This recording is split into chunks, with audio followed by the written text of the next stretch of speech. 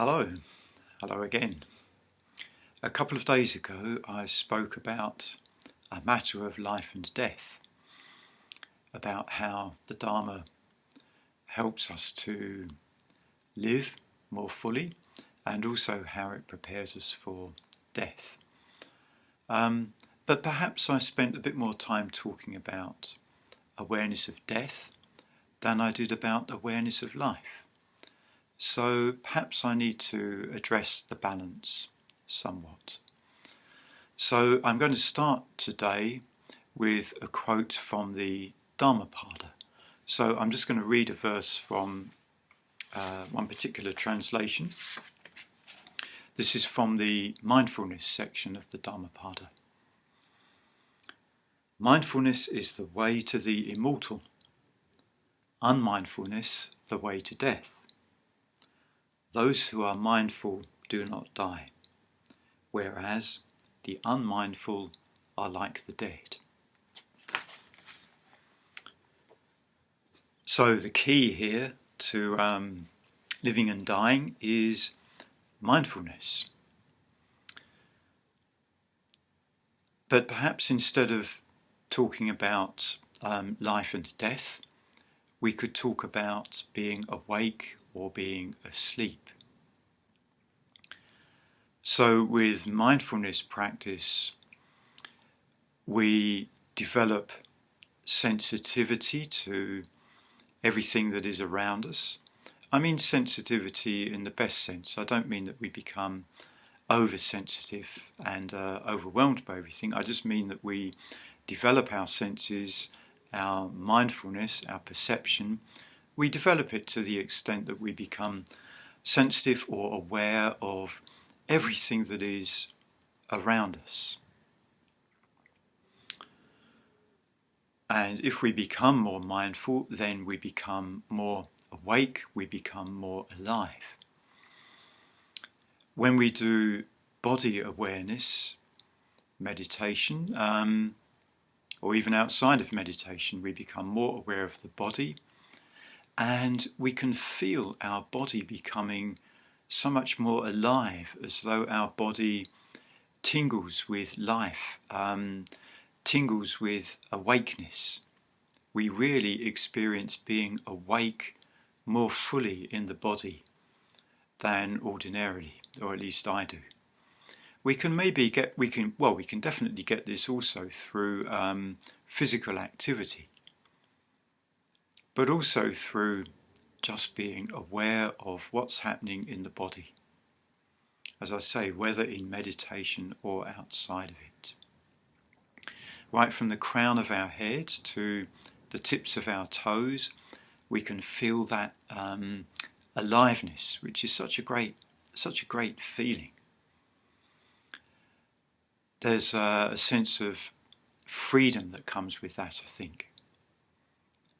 Because although our body experience is perhaps not always pleasant or comfortable, we may have some aches and pains or some discomforts or some things that are not quite right with our body from a health point of view. But at the same time, through being mindful of it, there's a sense of freedom to be obtained as well. And also with mindfulness, we open up to the feeling tone of our experience, Vedanas I'm talking about here, so whether our experience is pleasant or painful or neutral, that whole spectrum of feeling tone experience. And we move up and down along that spectrum all of the time, don't we? Sometimes things are very pleasant, sometimes they're very unpleasant, sometimes they're somewhere in the middle. But the whole experience of that spectrum is one of being more alive, more awake, more fully alive than we would be if we were completely dull to that, if we were asleep to that.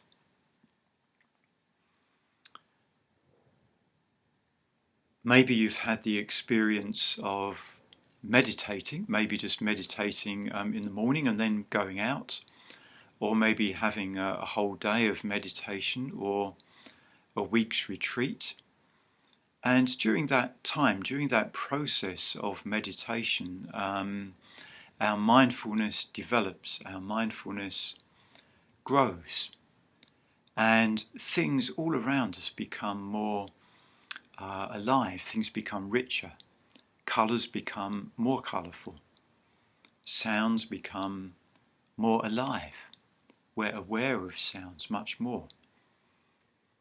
Perhaps also taste, touch, smell. These things all become more enriched in our experience, you could say. Doesn't mean that everything in the garden is lovely, because mindfulness opens us also to unpleasant experiences, sense experiences. But that's okay, because we have this freedom, we have this knowledge that things are impermanent, things change all of the time. So we just open to experience as it is, which is awakeness and its aliveness. Maybe we particularly feel this awake or alive feeling when we are walking out in nature, or just if we're in the garden or something. We experience the beauty of it. But there's many other situations. We can just be with somebody else. Just talking with them, just being with them. Maybe that's not happening so much during lockdown. There's limitations on how much we can be with somebody. But even so, we can still spend time with people. Perhaps it's a bit more socially distanced, a bit more cautious than previously, but we can still be with someone and enjoy the exchange, the human contact, to use that word, even if it's not able to be a physical contact at the moment. There is still contact, there is still connection. I was talking with a friend the other day who was here, and I just felt so alive during that conversation. It was really good, and that feeling of aliveness just stayed with me for quite a while afterwards. There was a flavour of it present in my experience. I've also done lots of Zoom sessions, Dharma classes, meditation classes, and so on. And last night at Three Jewels night, I felt very present with the people there. I felt that all of them were part of my experience. Nobody was left out of my experience. So it was very, very alive, and I was awake to it, which was great. Really good feeling of connection. I've also had Zoom experiences with large numbers of order members recently. Like some events, there's been 200 or 300 people present on Zoom, and you can't possibly take in all of those individuals. But at the same time, there's an openness to that situation. There is a connection there, even if it's not specifically between one individual and another. Another example in my experience of becoming more alive, becoming more awake, is through my experience of music. Whether I'm playing music, or teaching music, or listening to music, or whether, well, at the moment I'm only playing music by myself. I'm not managing to play music with other people because of lockdown. But even so, my experience then, if I bring mindfulness, if I bring awareness to the situation, then those experiences are very rich and very full. There's a sensitivity there. So we do have to bring mindfulness to the situation, whatever situation we're in. But if we bring mindfulness with us to whatever our experience, then we're going to experience this aliveness, this awake experience, and we're going to experience this freedom. Even I think in situations which are perhaps ones we wouldn't choose to go into. Like for example, maybe a work situation, maybe we're working at the moment even though there's lockdown, maybe we're able to work, and maybe there's a pressure that comes from working. We may have quite a big workload, we may have a lot to get through. If we're working at home, maybe there's a lot to do with computers, technology, maybe that's how we work. Maybe there's the pressure of deadlines, things need to get done. Maybe we want to do our best at our job because we don't want to let other people down. We want to be seen as a good worker.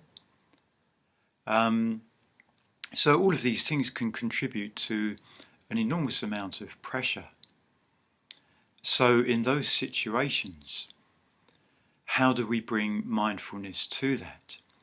Maybe we go in there with the intention of mindfulness, but maybe the pressure of the work just takes over and we lose that sense of mindfulness.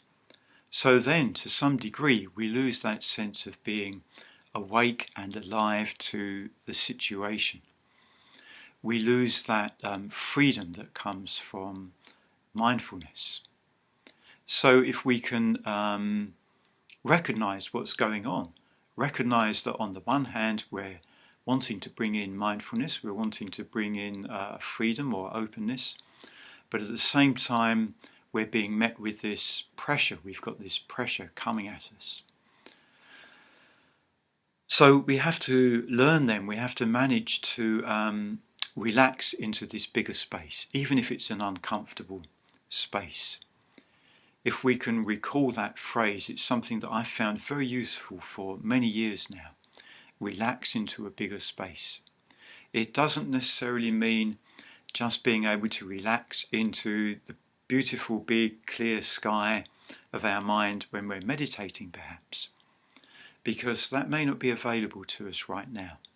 But what I find is if I can acknowledge the discomfort of a particular situation and say to myself, okay, I'm going to relax into this uncomfortable situation, or I'm going to relax into this anxious situation, or this pressured situation.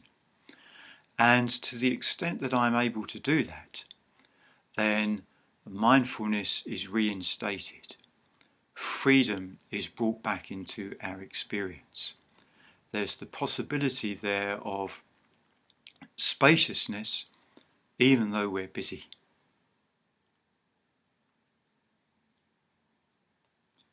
I'll finish there today, so wishing you all a free, spacious and awake day today.